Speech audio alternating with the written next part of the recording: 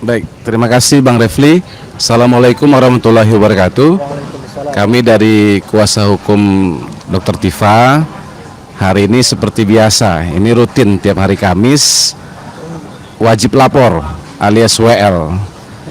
Nah, kita sedang menunggu prosesnya ya. Sebentar lagi kita ada beberapa hal yang akan kami sampaikan kepada penyidik supaya proses ini berjalan. Jangan kemudian klien kami ini sudah ditetapkan tersangka tapi tidak digantung. Ini kan nggak enak ini Bang. Kalau digantung ini kan rasanya bagaimana? Kita kan perlu kepastian hukum ya. Karena itu seperti yang awal disampaikan oleh Dirkrimum Polda Metro Jaya bahwa memberikan kesempatan kepada para tersangka untuk menghadirkan saksi yang meringankan atau saksi adecat dan ahli yang meringankan. Nah, kami menunggu nih, menunggu panggilan atau undangan dari pihak tersangka. Dari tersangka, ya. Ini kan objektif aja dia. Betul, ahli dari pihak tersangka. Nah, kami menunggu panggilan penyidik. Kira-kira kapan? Karena kami sudah siap. Kami sudah mempersiapkan siapa-siapa nanti yang akan menjadi saksi yang meringankan dan beberapa ahli pidana, ahli ITE ya, ahli ITE, ahli bahasa dan ahli IT. IT ya. Nah, ini semuanya sudah kami persiapkan. Nah, kemudian yang kedua, kami juga menanggapi terkait dengan pencekalan Dr. Tifa dan kawan-kawan. Nah, klien kami ini memang tidak mau kemana-mana dan juga tidak ada rencana untuk pergi kemana-mana, apalagi sampai ke luar negeri. Justru semakin beliau dicekal, semakin terbatas ruang geraknya, semakin banyak pula waktunya untuk menulis, menyelesaikan penelitian-penelitian yang belum tuntas, ya kan? Ya, maksudnya penelitian apa? Ada satu buku lagi yang sedang mereka persiapkan. Itu akan rilis dalam waktu yang tidak terlalu lama lagi.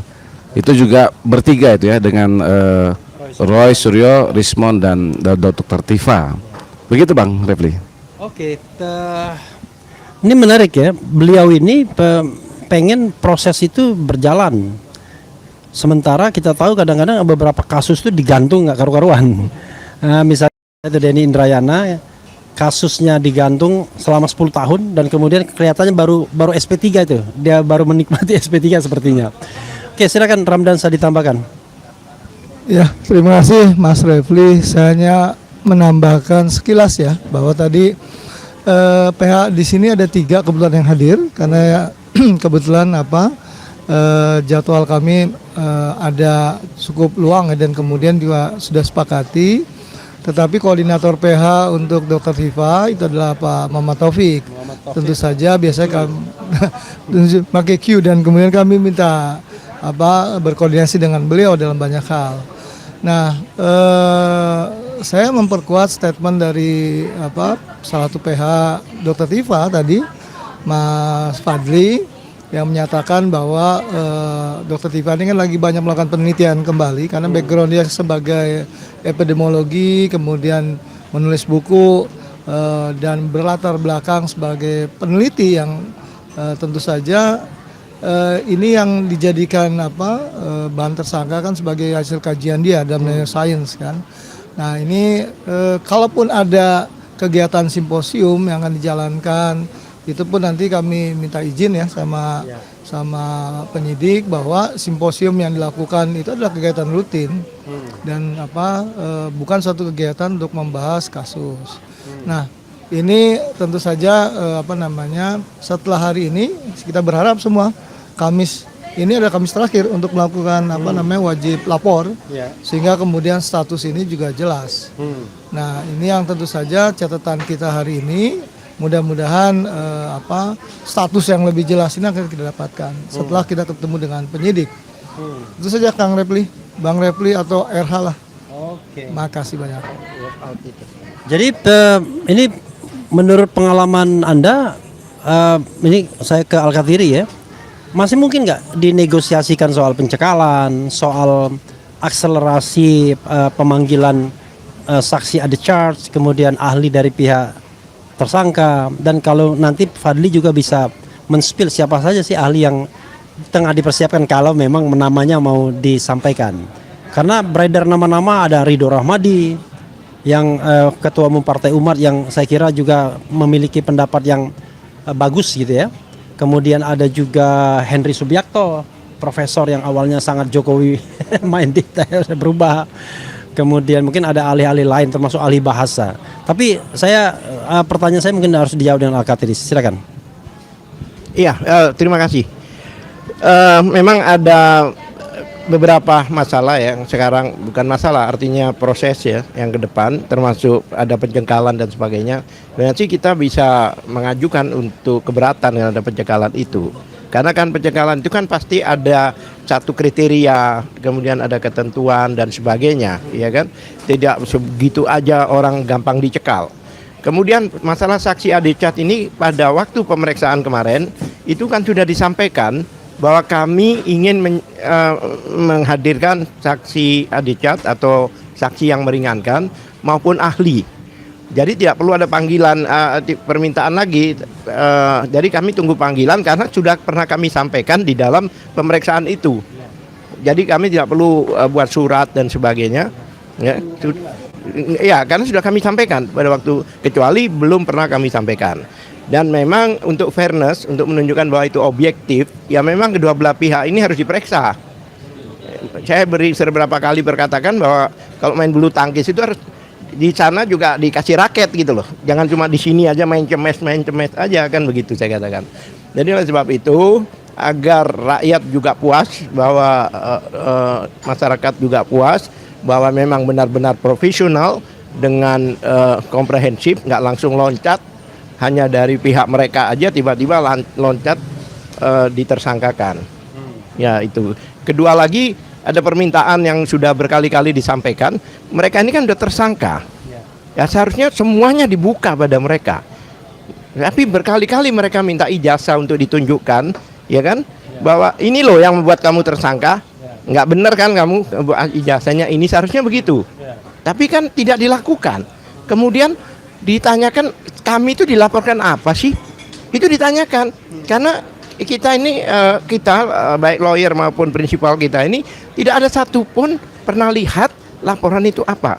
Karena laporan ini kan disangkal kan, katanya dia melaporkan peristiwa, tidak melaporkan orang. Tapi faktanya orang-orang itu dipanggil. Bagaimana tahu apakah pakai cenayang atau apa gitu, tiba-tiba keluar nama-nama singkatan-singkatan, ya itu nama-nama itu. Berarti yang dilaporkan itu bukan peristiwa, yang dilaporkan adalah orang. Dan hal itu wajar karena 310 itu ada delik aduan absolut. Delik aduan harus ada yang diadukan. Nggak bisa delik aduan absolut yang peristiwa. Ya kan? Kemudian ada pencuri motor, kita nggak tahu pencurinya, ya kan? Ya itu lain cerita. Nah, ini motor saya hilang, tapi ini kan tahu. Yang nyuri ini, yang ngambil ini, kan begitu. Nah, kalau hanya peristiwa, tapi kenapa kok menyasar dengan nama-nama yang pada waktu awal-awal itu disingkat itu, nama-nama orang itu? Berarti, ya kan, ini menurut akal sehat, menurut logika yang benar, berarti yang bersangkutan melaporkan orang per orang, bukan peristiwa. Terima kasih. Oke, silakan Fadli, mungkin ditambahkan lagi soal barangkali orang. Siapa sih saksi ada charge-nya yang mau dihadirkan? Apakah Smujo? Atau yang lain? Atau Ova Emilia ya, Direktur UGM? Atau kemudian juga ahlinya siapa? Atau itu masih di approach dan lain sebagainya dan belum bisa diumumkan? Silakan. Nah, jadi kami menyambung tadi apa yang disampaikan PH kita. Ini kan belum begitu jelas ya.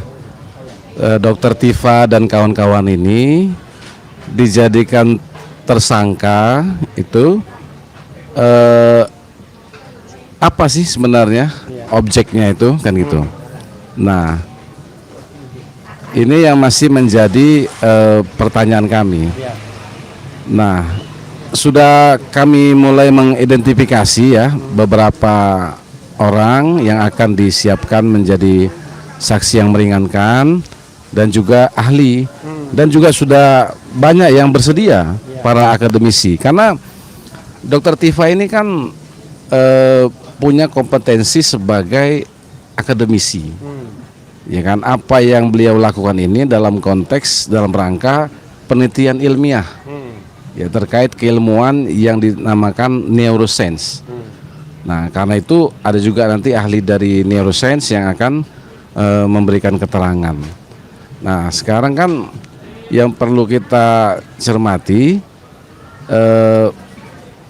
diperjelas dulu nih, apa sih yang dituduhkan oleh penyidik ini, ya kan? Yang mana perbuatan Dr. Tifa dan kawan-kawan yang mencemarkan nama baik pelapor atau memfitnah pelapor, kan itu. Kalau kemudian konteksnya adalah ijazah, ya kan sampai sekarang juga semakin berpolemik yang mana yang asli, kan gitu. Kalau ternyata tidak ada yang asli, berarti kan benar ini teman-teman ini. Klien kita ini benar. Kemudian apa yang dicemarkannya? Apa yang difitnah? Kan gitu. Nah, makanya kita juga mengapresiasi Hakim MK yang kemarin, Pak Arsul Sani, ya kan? Ketika dilaporkan dituduh ijazah palsu kan konkret, langsung konferensi pers memperlihatkan dan menunjukkan ini loh ijazah saya, ini asli. Minimal one step ahead dia. Iya. Nah, itu kan selesai, tidak kemudian menjadi wacana ataupun polemik di publik yang sampai sekarang akhirnya klien kami ini menjadi korban. Menurut kami begitu, Bang. Oke. Ramdan mungkin mau ditambahkan. Ini ada yang menarik ya, karena kemarin disampaikan tetapi Bang Refli dan kawan-kawan mungkin belum diperkuat ya statement bahwa kan ada ini terkait dengan undang-undang ITE, pelaporan terhadap klien kami RRT juga. Ini ada terkait dengan perkap terkait dengan pelaporan penanganan pelaporan terkait dengan ITE. Itu yang pertama kali lakukan adalah mediasi.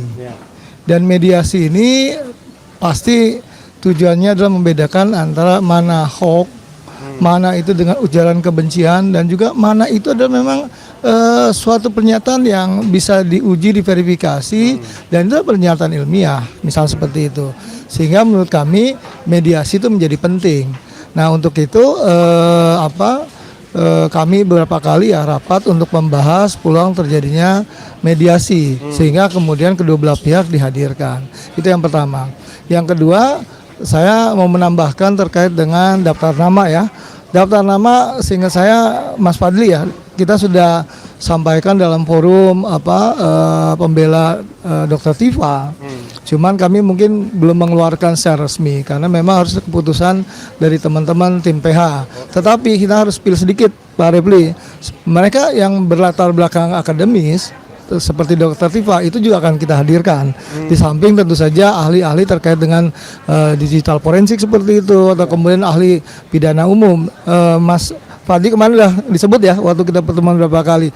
Tetapi tentu saja background akademis bahwa ini adalah bentuk penelitian itu menjadi penting. Nah, terakhir saya sih berharap ya RRT, Roy Rismond dan Tifa ini tetap solid ya untuk kemudian menyampaikan target seperti Dr. Tifa sampaikan. Ini apakah perlu mediasi karena ini memang sesuai dengan perkap nomor 2 ya kalau nggak salah, perkap nomor 2 tahun nomor 8 tahun 2021 dan surat edaran Kapolri nomor 2 tahun 2021. Undang-undang ITE ya. Ya, karena kan undang-undang ITE jangan kemudian orang menyampaikan pendapat, kebebasan pendapat, tapi kemudian akhirnya dihukum. Padahal itu sebenarnya tidak terkait menguntungkan dirinya secara komersial, tidak kemudian disampaikan dia bentuknya ujaran kebencian, tetapi duduk persoalannya apa? Dan menurut saya perkap terkait dengan penanganan pelaporan terkait informasi dan transaksi elektronik itu sudah jelas di sana, dan itu kewajiban dari penyidik sebenarnya untuk melakukan itu, dan ini kan akan pintar nantinya gitu, Bang Refli. Oke, menarik ya. Hati-hati dengan kata mediasi.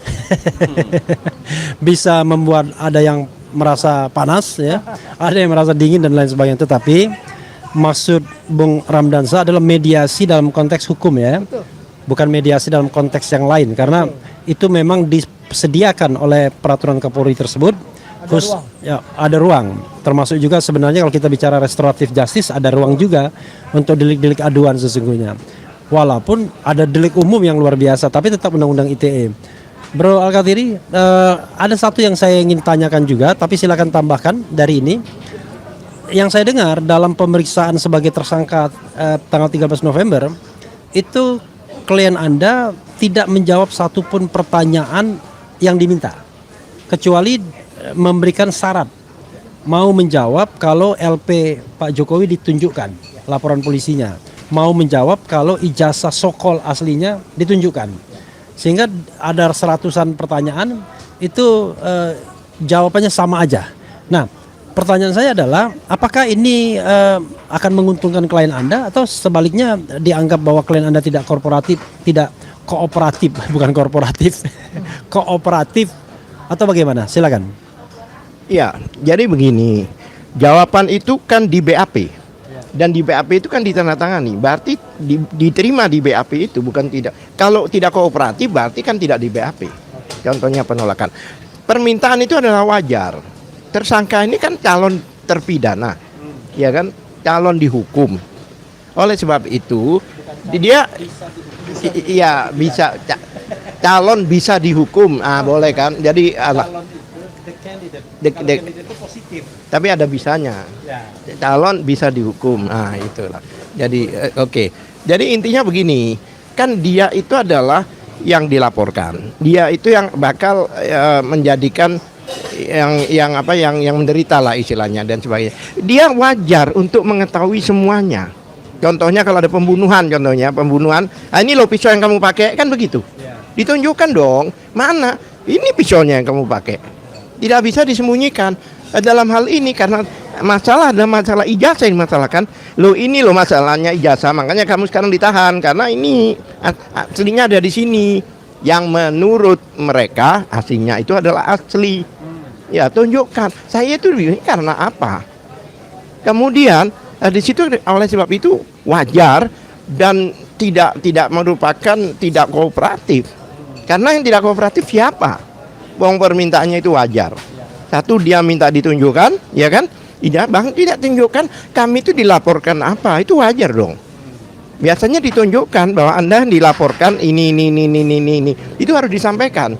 Karena ada informasi, wacana dan sebagainya bahwa yang melaporkan itu tidak mengakui melaporkan orang. Dan itu sudah di mana-mana itu. Dia melaporkan peristiwa. Tapi kalau langsung panggilannya ke orang. Nah, ini kan perlu juga diklarifikasi, perlu juga dijelaskan pada masyarakat. Ini tidak dilakukan. Nah, kemudian tadi my brother ini jelaskan, memang di Undang-Undang IT itu ada, ingat nggak, ada ITE. Ya, IT ada ITE. Ya. Itu memang ada namanya kesepakatan 3 menteri, masih ingat ya? Yaitu Kapolri, Kejaksaan dan Menteri Info. Di situ dikatakan seperti apa sih sebenarnya penistaan, seperti apa sih penghasutan, seperti apa sih. Nah, kalau itu merupakan like and dislike atau sesuatu yang terkondisikan, itu tidak termasuk. Ada itu. Saya nomornya ada, cuma saya nggak bawa ya, karena ada 3 itu.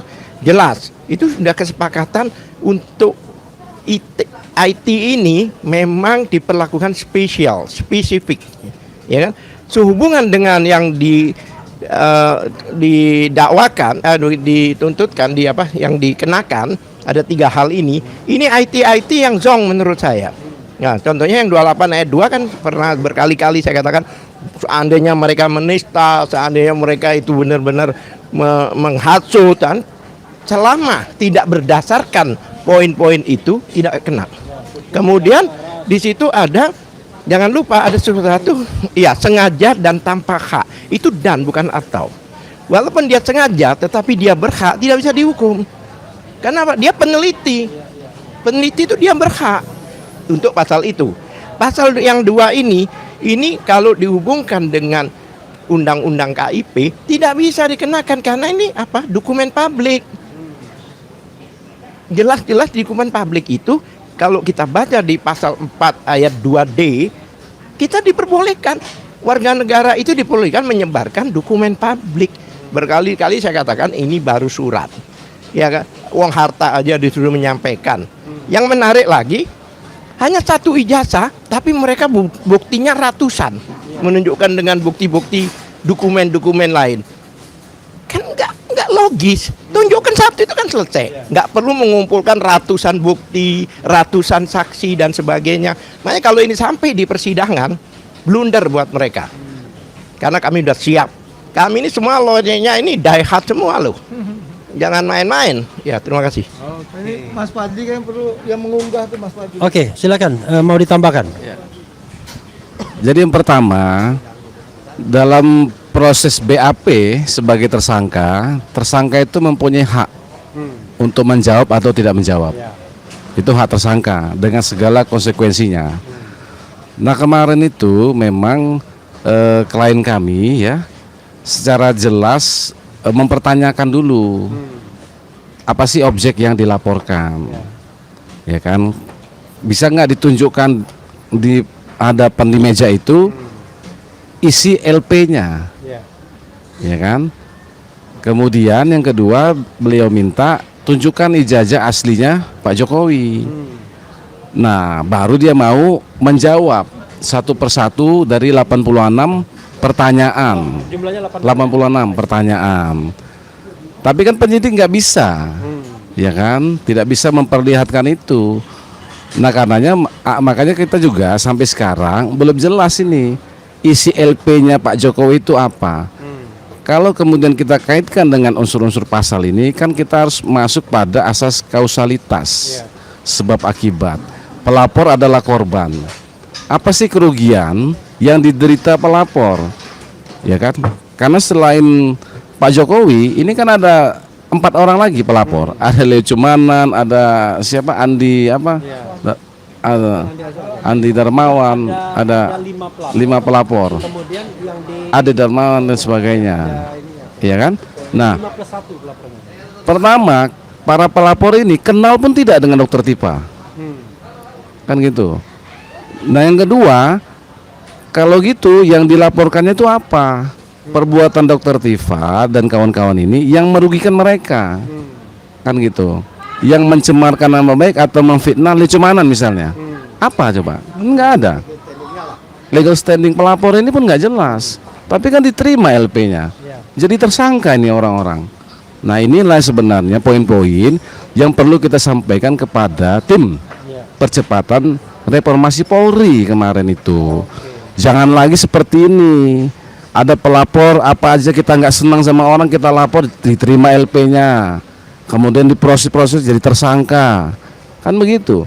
Nah sekarang kembali kepada pelapor pertama, ya kan Pak Jokowi. Nah kalau Pak Jokowi melaporkan ya Dokter Tifa dan kawan-kawan ini karena menuduh bahwa ijazahnya palsu, kalau gitu tunjukkan aslinya. Sebenarnya sesederhana itu. Tapi kan sampai sekarang nggak ada, berpolemik terus liar. Bahkan kita dipertontonkan sidang KIP, Komisi Informasi Publik, sampai seperti itu rakyat Indonesia menonton bagaimana kekonyolan persidangan itu kan gitu. Itu yang sebetulnya banyak hal justru tidak mendidik juga bagi masyarakat kita. Terjadi perdebatan-perdebatan yang tidak penting di masyarakat terkait itu. Yang sesungguhnya penyelesaiannya itu sangat sederhana seperti yang dicontohkan Hakim Konstitusi kita, Pak Arsul Sani gitu. Ya kan kalau ada yang nuduh ijazah itu palsu, ya kan buktikanlah bahwa ijazah itu adalah asli. Kan sebenarnya seperti itu. Gitu Bang Remy. Ya, karena Anda menyinggung tadi tim percepatan reformasi Polri yang dipimpin oleh Prof. Jimli As-Sidiki, dan kebetulan pada waktu itu saya dipercaya untuk membawa teman-teman ke sana termasuk RRT, maka saya terpaksa bertanya. Jadi pada waktu itu pilihannya adalah duduk di belakang, tidak bicara, ya atau keluar. Nah ini kan kelihatannya soal martabat juga. Akhirnya Dokter Tifa terutama mengatakan ya kalau cuman duduk doang ya ngapain, lebih baik keluar. Tetapi sebelum keluar dia sudah menyampaikan buku Jokowi's White Paper, kemudian menyampaikan satu atau saya nggak tahu berapa lembar dari map merah yang diberikan kepada 11 anggota dari tim reformasi, bukan, termasuk sekjennya, jadi 10 plus 1 kalau tidak salah. Nah pertanyaan saya adalah, saya dalam perspektif pribadi saya ya, saya udah pernah jawab, tetapi barangkali dalam perspektif lawyernya, apa yang Anda ingin lihat dari fenomena bukan walk out sesungguhnya, memilih untuk keluar ketimbang tidak bisa ngomong, kan begitu ya, duduk di belakang tapi nggak boleh ngomong. Nah apa yang Anda lihat? Mungkin Fadli dulu, nanti dia akan ditambahkan Al-Khattiri ya. Oke, silakan. Karena Fadli datang soalnya. Ya. Jadi begini Bang Refli, kita kan menaruh harapan besar ini kepada tim reformasi, percepatan reformasi Polri, kan begitu. Ini ada tokoh-tokoh besar ini, ada Prof Jimli, Prof Mahfud, ada Prof Yusril, dan para petinggi kepolisian yang tahu betul bagaimana cara mereformasi Polri, kan begitu. Para petinggi kepolisian, mantan-mantan Kapolri. Mantan-mantan Kapolri kan, para petinggi. Nah, karena itu klien kami ini sangat berharap bisa menyampaikan keluh kesahnya, istilahnya curhat lah, kan begitu. Bagaimana dia merasakan dikriminalisasi dalam masalah ini, ya kan? Karena apa yang disampaikan beliau itu buku, Mbak Refli, Jokowi White Paper, hasil karya riset yang panjang. Ada Roy Suryo, ada Rismond, dan Dr. Tifa. Mereka bertiga ini melakukan riset panjang, dan mereka membagi 3 juga sesuai dengan keilmuan masing-masing. Roy Suryo di bidang telematika ya, telematika, Rismond di bidang digital forensik, Dr. Tifa di bidang neuroscience. Nah, kemudian hasil penelitian ini tadi, hasil riset ini tadi secara akademik, terbitlah buku. Nah, buku ini bukan untuk mengajak orang atau mengajak masyarakat yang membacanya mempercayai bahwa ijazah itu palsu, tidak. Ini murni hasil penelitian akademik sebagai bahan di perkuliahan, di kampus, kan begitu, diskusi di level mahasiswa dan sebagainya. Jadi sejak awal itu tidak ada niat dari klien kami itu untuk dengan sengaja melakukan penelitian untuk membuktikan bahwa ijazah itu palsu, tidak seperti itu. Tapi beliau meneliti sesuai dengan keilmuannya untuk mencari kebenaran. Nah, kebenaran ini yang sulit sekarang memang Bang Refli, kan gitu. Nah, ketika hasil penelitian itu jadi sebuah buku, maka silakan pembacanya yang menilai, kan gitu. Apakah memang setelah membaca buku itu, ya kan, bisa terungkap kebenaran itu, ya kan, mana yang asli dan mana yang palsu, gitu. Jadi memang tidak ada secara langsung maupun secara media elektronik untuk mempengaruhi masyarakat agar percaya terhadap hasil dari karya penelitian mereka itu, tidak seperti itu, gitu. Itu yang pertama. Kemudian yang kedua, setelah pertemuan itu akhirnya kan kita pilih keluar karena kita merasa aspirasi tidak bisa disampaikan secara langsung kepada Prof Jimli dan kawan-kawan. Nah, setelah pertemuan itu Prof Jimli menyampaikan kepada media bagaimana kalau lakukan mediasi. Nah, pertanyaannya ini kan tidak pernah dilakukan penyidik. Ya, kita juga tidak menginginkan peran penyidik diambil alih tim reformasi Polri, kan begitu. Nah, ini kan seharusnya sejak awal sebelum dijadikan tersangka, ini kan harus ada proses klarifikasi, konfirmasi antara pelapor dan terlapor, ya kan, supaya tidak salah nih penetapan tersangkanya, bahwa supaya benar-benar alat bukti, ya, minimal 2 alat bukti, kemudian juga apakah memenuhi unsur, kan gitu, itu harus jelas. Nah, juga harusnya pada saat itulah dilakukan mediasi, restoratif justice konsepnya, kan begitu. Nah, saya kira fase itu udah lewat. Nah, itu. Tapi begitupun Dr. Tifa klien kami tentu tetap ingin bersama-sama kalau misalnya RRT ini tadi, Roy, Rismond dan Tifa, ya kan, memang bersepakat mengendaki mediasi, itu bisa dilakukan oleh atau difasilitasi oleh penyidik. Ya, tapi sampai sekarang belum ada opsi, Bang. Belum ada opsi untuk mediasi itu, ya kan? Karena ya beberapa alasan hukum tadi ya, itu juga Roy, Rismond dan Tifa ini belum ada kesepahaman bersama tentang itu. Begitu, Bang.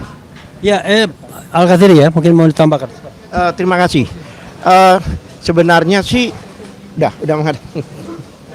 Iya, sebenarnya sih sangat disayangkan bahwa mereka itu tidak diberi hak untuk berbicara. Sangat disayangkan tidak diberi hak untuk berbicara. Karena apa? Yang namanya percepatan reformasi, namanya reformasi itu adalah perubahan untuk kebaikan. Bahkan mereka ini seharusnya digunakan sebagai narasumber dari seperti kalau kita bilang dalam perbaikan ini, contohnya mobil ya, perbaikan, ya mau diperbaikin dia akan harus tahu yang rusak yang mana.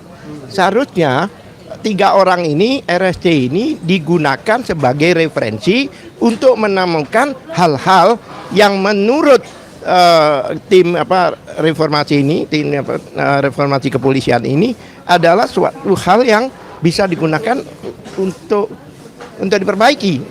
Nah, mereka menyampaikan masalah-masalah yang seperti ada kemungkinan ada dugaan kriminalisasi dan sebagainya. Jadi sebenarnya saat ini yang paling maksudnya yang paling di masyarakat saat ini adalah masalah ijazah palsu. Nah, saya yakin dengan adanya ide-ide seperti ini ya gara-gara ini trigger utamanya, ya kan? Tapi kalau tidak diketahui masalahnya apa oleh mereka, bagaimana mereka bisa melakukan reformasi? Makanya itu yang kami sayangkan. Seharusnya mereka lah sebagai narasumber untuk didengar, tidak hanya bicara masalah teknis ijazah dan buku, tetapi juga dalam delik-delik hukumnya. Karena yang direformasi mereka itu bukan masalah ijazah, tapi masalah delik-delik hukumnya. Yang mana menurut kami bahwa delik-delik itu tidak ada satupun pasal yang bisa dikenakan. Ya itu harus diinformasikan hingga untuk bahan perbaikan itu. Seperti itu. Oke, tapi bro ya, yang menjadi persoalan adalah mereka berdalih karena ini sudah status tersangka dan kemudian ya jangan sampai ada konflik of interest. Apa jawaban Anda? Sebenarnya kalau orang tersangka itu dalam proses di kepolisian itu belum bisa dikatakan bersalah. Kan ada praduga tak bersalah kan? Barangkali terakhir bebas. Barangkali kita prapit bebas dan sebagainya. Jadi mereka tidak bisa dicap bahwa mereka ini sudah bersalah. Ya kan? Dalam tuduhan ditersangkakan ini kan bukan berarti mereka ini adalah sudah diputuskan bahkan sebelum P21 maka mereka itu masih merupakan orang bebas. Bahkan sebelum sidang ya, bukan P21 aja.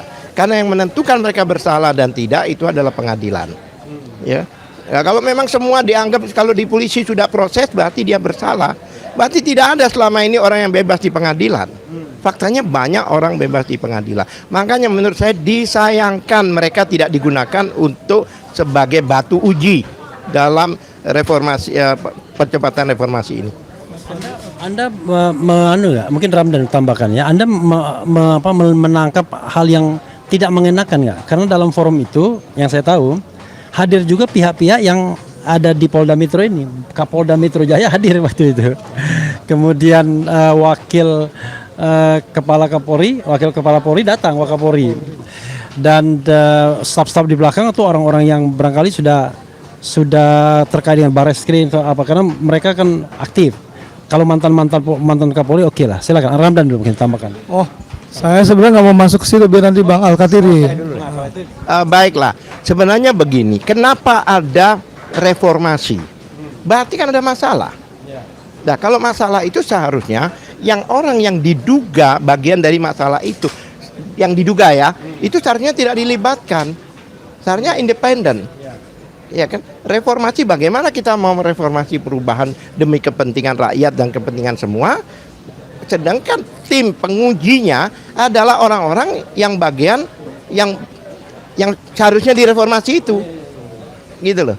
Makanya menurut banyak pertanyaan, kenapa menggunakan orang seperti kita mau menilai sesuatu, tapi orang yang mau dinilai itu diikutkan. Nah ini kami khawatir tidak objektif. Itu hasilnya. Terima kasih. Bro, mau nambahin ingatnya?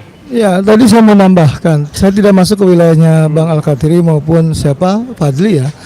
Ini kan sayang ya ketika Mas Refli sudah menggagas, menginisiasi pertemuan dengan Komisi Reformasi Polri ini kan, ada orang pertama, ada Roy, ada Rismond dan Dr. Tifa, yang tentu saja ini tidak perlu penafsiran lagi, tapi langsung pada statement yang bersangkutan. Ini kan hak pertama, jadi tidak perlu penafsiran. Nah, menurut saya justru teman-teman di Reformasi Polri ini tentu bisa mendengarkan langsung, sehingga tidak perlu interpretasi. Saya pikir itu suatu hal yang penting, yang seharusnya dalam ruang publik didengarkan, sehingga kemudian dapat informasi yang utuh. Menurut saya itu. Jadi pada ini kan ruang publik ya, karena kemarin diundang seperti itu, Mas Refli juga sudah menggagas, sehingga Pak Jimli, Pak Mahfud atau Prof Yusril yang berada di ruang akademis ya, yang tahu persis tentang ruang publik, ini tentu saja bisa menggali lebih dalam. Walaupun kemudian ada tanda kutip ya konflik of interest, itu kan di ruang-ruang penyidik misalkan seperti itu. Tapi ini kan para akademisi, mereka bertiga, para pakar hukum, bisa kemudian bisa menggali lebih dalam. Gitu, Mas Refli. Oke, ya udah. Saya kira waktunya selesai.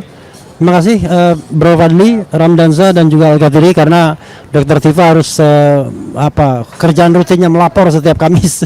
Wassalamualaikum warahmatullahi wabarakatuh.